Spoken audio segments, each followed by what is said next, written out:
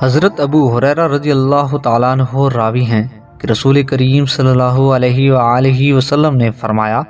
تم میں سے کوئی شخص موت کی آرزو نہ کرے، کیونکہ اگر وہ موت کی آرزو کرنے والا نیکوکار ہے تو ہو سکتا ہے کہ اس کی عمر دراز ہونے کی وجہ سے اس کے نیک اعمال میں زیادتی ہو جائے، اور اگر بدکار ہے تو ہو سکتا ہے کہ وہ توبہ کر کے اور لوگوں کے حقوق ادا کر کے اللہ رب العزت کی رضا و خوشنودی حاصل کر لے۔ حضرت ابو ہریرہ رضی اللہ تعالیٰ عنہ راوی ہیں کہ رسول کریم صلی اللہ علیہ وآلہ وسلم نے فرمایا،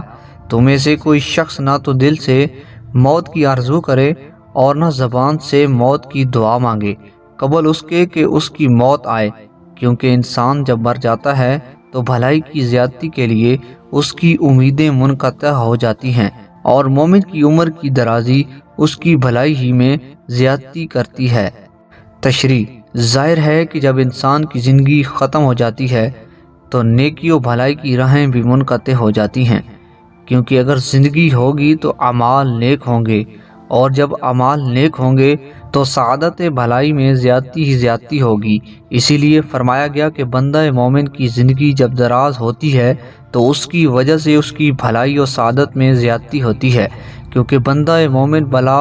و مصیبت پر صبر کرتا ہے، نعمتوں کا شکر ادا کرتا ہے، تقدیر الہی سے راضی رہتا ہے، اور اللہ تعالیٰ اور رسول اللہ صلی اللہ علیہ وآلہ وسلم کے احکام کی فرمانبرداری کرتا ہے، جس کی وجہ سے اس کا ثواب بڑھتا ہی جاتا ہے۔